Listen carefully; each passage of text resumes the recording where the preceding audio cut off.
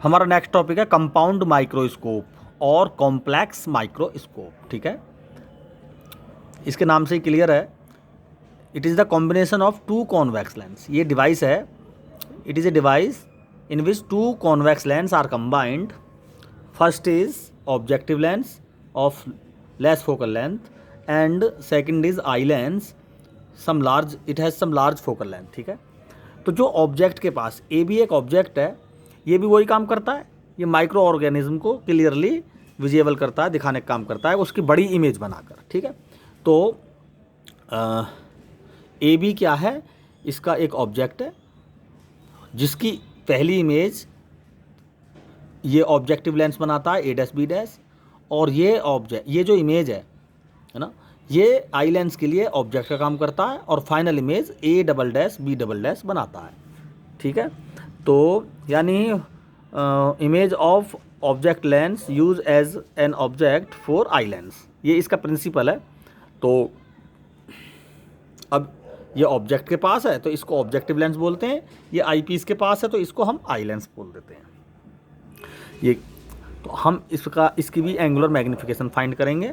तो angular magnification के लिए हमें पता है कि एंगुलर मैग्नीफिकेशन जो होता है बीटा अपॉन एल्फा।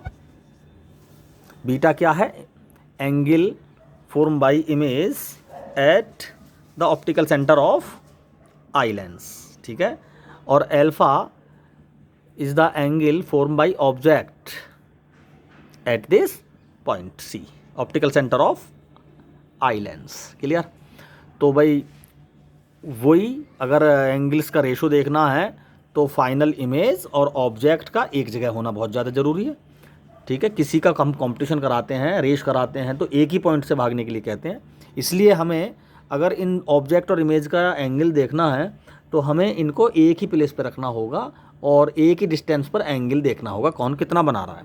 तो हम पहले की तरह इस ए बी ऑब्जेक्ट को फाइनल इमेज पर पुट करेंगे और एंगल देखेंगे कितना बना रही है। तो ये जो ए बी ऑब्जेक्ट है इसको हम यहाँ पर रख के देखेंगे, ये रख लिया हमने। ठीक है जी, अब ये कितना एंगल बना रही है, तो यहाँ से सी तक एक लाइन खींचनी जरूरी है।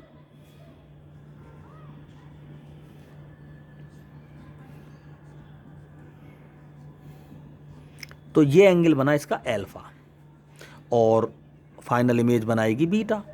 तो बस हमें बीटा और एल्फा की वैल्यू इसमें रख के हमें एंगुलर मैग्नीफिकेशन का एक्सप्रेशन को ड्राइव कर देना है। तो देखें बीटा की वैल्यू क्या हो जाएगी, ये बीटा है। तो बीटा क्यों हम इतने बड़े ट्रायंगल को लें, हम छोटे से ट्रायंगल इसको ए डैश बी डैश और ये ट्रायंगल इसको हम सी बोल सकते हैं, सी है, इस ट्रायंगल में लें तो ये हो जाएगा A dash B dash upon U E, A dash B dash upon U ई।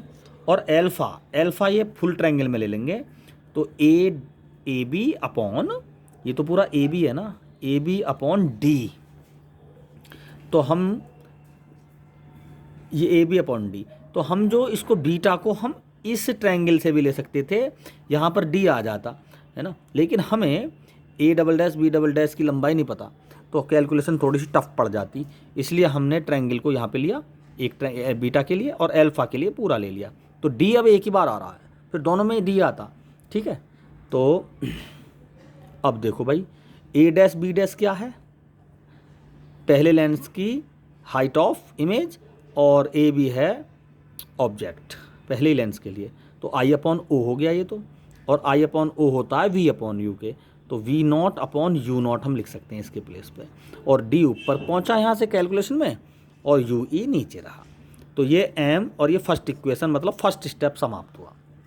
इसके भी तीन ही स्टेप हैं, ये first step clear, second step start. Second step में क्या करेंगे,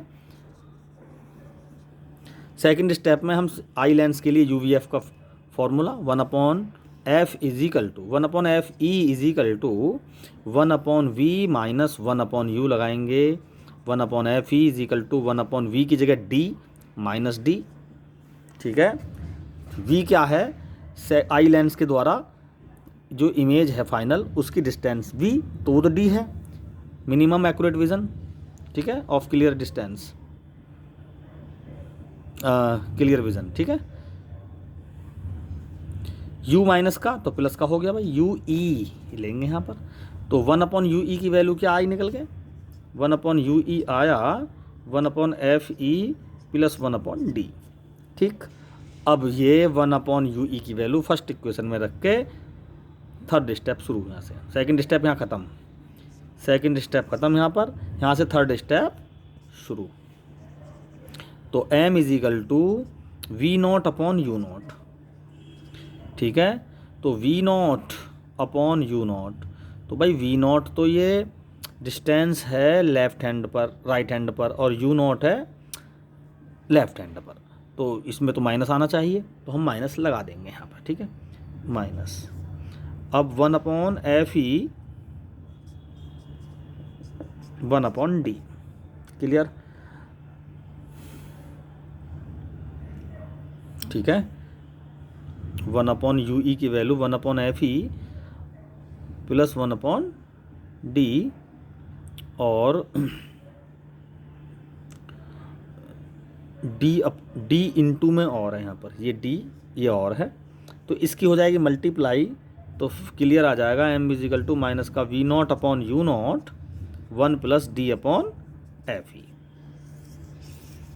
ये आ जाएगा 1/d/fe। नेगेटिव है, इसका मतलब ये फाइनल जो है, ये जो मैग्नीफाई कर रही इमेज को तो मैग्नीफाई कर रही है, लेकिन इमेज कैसी है, ये इन्वर्टेड इमेज है, ठीक है। अब रिलैक्स आई कब होती है, जब रिलैक्स आई उसे कहते हैं जब फाइनल इमेज इनफाइनाइट पर बने। फाइनल इमेज इनफाइनाइट कब बनेगी, जब इसका ऑब्जेक्ट एफ ई पर हो, यानी यू ई की जगह एफ ई हो जाए।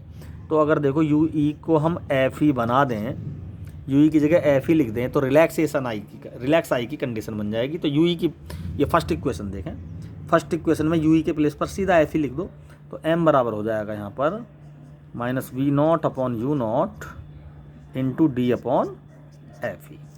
ये रिलैक्स आई के लिए फॉर्मूला आ गया।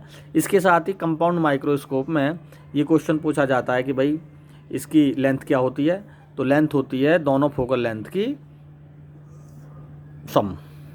कंपाउंड माइक्रोस्कोप की जो लेंथ होती है FO प्लस FE हो जाएगी, ठीक है। हमारे पास चार लेंस हैं, एक की फोकल लेंथ है 4 सेंटीमीटर, एक की 6, एक की 8 और एक की 12। अब हमसे पूछा जाए कि कौन कौन से लेंस, ऐसे दो लेंस चॉइस करो, ठीक है, ऐसे दो लेंस चॉइस करो इनमें जो कंपाउंड माइक्रोस्कोप के लिए सबसे अच्छे होंगे। तो भाई वेरिएशन ज़्यादा नहीं होना चाहिए, ठीक है। तो अगर टेलीस्कोप की बात करें तो कम से कम होना चाहिए ऑब्जेक्टिव लेंस, ऑब्जेक्टिव लेंस होना चाहिए उसमें ज़्यादा से ज़्यादा 12, और कम से कम होना चाहिए उसमें आई लेंस। और माइक्रोस्कोप की बात करें तो ज़्यादा फ़र्क नहीं होना चाहिए ऑब्जेक्टिव और आई लेंस में, और ऑब्जेक्टिव लेंस छोटा लेना है और आई लेंस बड़ी फोकल लेंथ का लेना है। तो इस तरह के कुछ क्वेश्चन जनरल इसमें पूछे जाते हैं। इस तरह से हमारा कंपाउंड माइक्रोस्कोप का ये रे डायग्राम और इसकी एंगुलर मैग्नीफिकेशन है। बहुत इजी कैलकुलेशन है, ठीक है। Thank you.